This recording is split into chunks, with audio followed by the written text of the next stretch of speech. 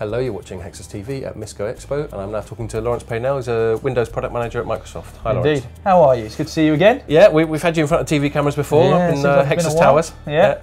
And so what's the date today? It's the 14th. It is. So we are 8 days away from the big launch of Windows 7. We've day. obviously been over sort of features, benefits, aspects of Windows 7. So I'm just curious to know from you, it must be pretty hectic in the build up to all this stuff. How's it all going? It certainly is. I mean, it's hectic, but it's good hectic because we're in a position where everybody wants to talk to us. Yep. Everybody's interested in what the product's going to mean to them. We've got a lot of our early adopter customers coming forward now at this point and are talking about the experiences that they've had, not just with Windows 7, but also Server 2008 R2 right. and some with Exchange 2010 as well. So kind of the whole breadth of the different products that we're launching.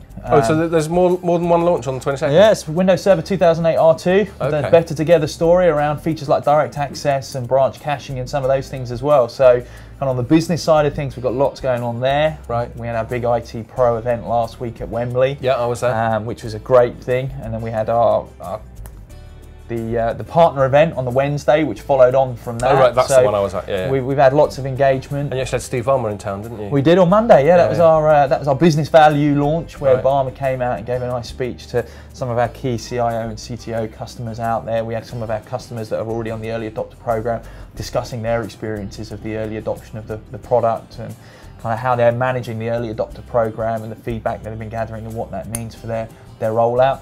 In San Francisco at the beginning of last week, at the beginning of the week before, we had a similar thing in the US where we had kind of some of our big customer partners there, Intel, Dell, Ford, to name a few, that were all talking about their experiences of running Windows 7 and some of the business benefits and the cost savings that they can get from running the products in their infrastructure. You seem to be, I mean, it's, with all due respect to Microsoft, it's kind of weird, the unconditionally good vibes Windows 7 seems to get, because I'm used to, even before I was a technology journalist, I was used to reading people moaning about some glitch or other with Windows. This is even before Vista, and obviously Vista, as far as press goes, got a fairly sort of big kicking over its 3-year lifespan. What's it like now, just dealing with what seems to be nothing but sort of good vibes from everyone? It's been really good. I mean, what we've tried to do is show that we've listened to the customer and the partner. We really understand the feedback they've given us, and everything that they've told us, we've tried to integrate into the product. Yeah. We've done lots of analysis around how people use the product, and really everything that we've done in Windows 7 is about simplifying the experience for the end user, but then on the back end also simplifying the management and the way in which we administer the product in order to reduce the cost of ownership of the operating system across the board. So I think people have picked up on the fact that we really have listened to what they've told us. We've developed a product that hopefully meets their requirements and what they've asked for. And that seems to be the feedback that we're getting. So it's been really pleasant to go out and talk to customers and really understand kind of their feedback on it, listening to. The vast majority has been good, but there's been some kind of issues that we've had that we've worked the way through, both through the beta and the release candidate. Obviously, we made those available to everybody, and that was an opportunity. We had, I think, so you just stuck your chin out. Yeah, I mean, we had 700,000 users of the beta and the release candidate in the UK out of, I think it was a global total of about 8.1, 8.2 million. With 700,000 just in the UK? Yeah, so we had a significant portion. So it's been great that, the UK has been leading on the feedback processes in the product, and so, it's been good to get that feedback from the customer base around kind of what they've seen in the final product as well. Okay, so I just want to sort of finish off by getting an idea of what it's like doing your job. Yeah. So we've got 8 days till launch day. Tell me sort of roughly how things are going to be for you there, and then how does your job change after the launch?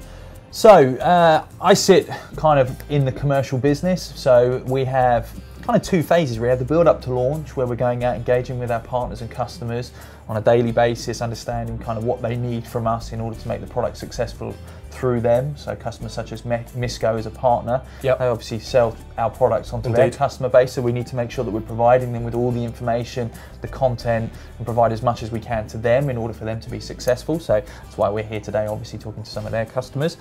And then when we go through launch, obviously we've got varying different events that we all attend. And then after launch, we move into our sustained piece, which is really engaging with the businesses directly on the product, understanding their rollouts, any challenges that they might have, any ideas that they have around kind of how they're going to roll out the different technologies and how they're all going to interact, working with the different parts of the business to ensure that they have everything that they need, and then driving the sustained piece through Windows 7's life cycle. Right, okay. So it's kind of, it moves from all about launch to kind of all about kind of getting companies and customers really using the product, Yeah, and comfortable with it, what they and are, all that sort of thing. kind of working through the details. So no holiday for you for a while then? Unfortunately not, no. I took a couple of days a few weeks ago to spend some time with the family, and I probably won't be having any more of that for a while, but I don't mind, it's great fun. I mean, it's really good, like you say, to have the positive feedback that we're getting from all of our customers and partners around the product and the excitement that's out there. So that seems to be that. I haven't dipped my toe in the water yet, but I will see. We need to get you. You'll be the first to know. Yeah, definitely. It'd be good to have a conversation about your experiences with the product and gathering some of that maybe at a later stage. You'll just be my tech support person. I'll be like, Laurence, why doesn't this work? I have that with all my family actually. Yeah, I bet. But there's one great feature in Windows 7, the problem steps recorder. If you came across that.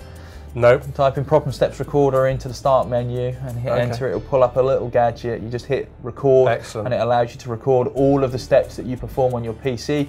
Creates a little zip file. You can then send that to somebody, and it's just a step-by-step walkthrough of what you've done. So, kind of from my own personal IT perspective, as kind of key IT support for my family, that saved me no end of time, I must admit. Brilliant. Okay. It's always a pleasure, Great to speak to you again. Cheers. So I was talking to Laurence Painell, Windows Product Manager at Microsoft. You've been watching Hexus TV at Misco Expo.